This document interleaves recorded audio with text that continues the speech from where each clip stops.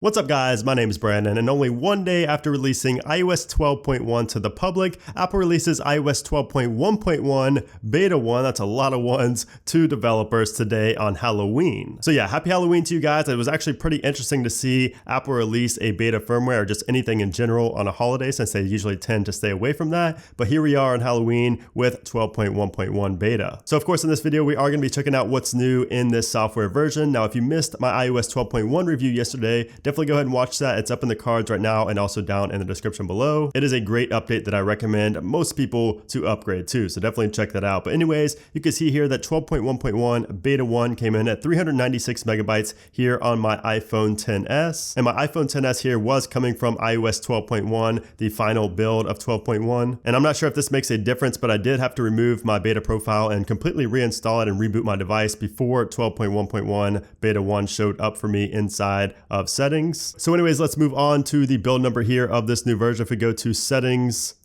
general about, you can see the build number down here is 16C5036C. So of course a long build number, as we are expecting multiple betas, most likely of 12.1.1. So now what's new here in iOS 12.1.1? What's been changed? What's been added? And you can see here we do have the release notes from Apple, and if we scroll down you can see there is a known issue here in 12.1.1. After upgrading to 12.1.1 beta, you might be unable to select the voice used for voiceover and other speech products. And then if we go down to security, you can see there is a new feature here in 12.1.1 where it requires that publicly trusted TLS server authentication certificates issued after October 15th meet the certificate transparency policy to be evaluated as trusted on Apple platforms. So neither one of these things are really going to be that important to most of you guys, but what else has changed here in iOS 12.1.1? So I didn't really notice much change here in 12.1.1 as expected, since it is a point update, a double point update. You don't really expect too much in those releases.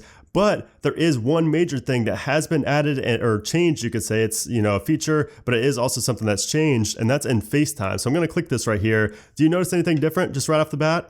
That's right, we do have the flip camera button now right there on the bottom panel inside of FaceTime. Now, if you guys don't remember, on iOS 12.1, you actually had this at the bottom. So you can see the big difference here. We actually had to go into these three dots and then click on flip camera there up in the top right. And it was a really big hassle, since it is something you tend to do a lot while on FaceTime. So yeah, now you have the flip camera and the mute button right down there at the bottom. You no longer have any three dots you have to click and open up another menu panel. So I'm really glad that Apple decided to do this. You can actually swipe up now to get to a camera off section, or a setting rather of camera off. You have speaker, then this is where you go to add people to the conversation. And you can see that really just the whole layout has changed here in 12.1.1 versus 12.1 here on the right. It looks a lot better now than it did before. So yeah, that is a big and awesome change here in 12.1.1, but that's really all I found in this release. I went through all the settings, I went through every application, and I didn't find anything else new here in this version. Now I have only been playing with it for about 20 to 30 minutes, so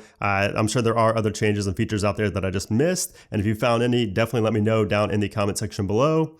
But for now, that's the only change that I've seen so far. Now, as far as performance goes, iOS 12.1.1 is extremely fluid. It's fast. I haven't really noticed any lag or hiccups at all. I mean, iOS 12.1, the public version that got released yesterday, was also very fluid and very fast, and it fixed a lot of great bugs. So 12.1.1 seems about the same. I haven't really noticed an increase or decrease in speed, which is a good thing. And as far as battery life goes, obviously it's way too soon to consider talking about battery life, because again, I have only been using this for about 20 to 30 minutes now. But one final thing I did want to talk about is something related to the eSIM. So apparently you can now turn off the physical SIM line. So if you're using an eSIM, you can now turn off the physical SIM line. And that's compared to iOS 12.1, where you could only turn off the eSIM line and not the actual physical SIM line. And this was posted by somebody in the Mac Rumors forums. I have not tested this myself, but apparently that's something new here in 12.1.1. So yeah, that's pretty much all I found so far in iOS 12.1.1 Beta 1. Again, I'm sure there are other features and changes out there that I just have not discovered just yet, but I will be making a follow-up video later on this week to talk to you guys about those features and changes that I may not have noticed yet. And in that same video later this week, I will also talk about the battery life and the performance of iOS 12.1.1 compared to iOS 12.1. But yeah, I hope you guys enjoyed this quick video. If you did, make sure to hit that thumbs up button. Also make sure to subscribe for a lot more coverage on this version, the future betas, the follow-up videos, all that good stuff. Make sure you subscribe so you don't miss any of them. So thanks again for watching, guys, and I'll see you soon.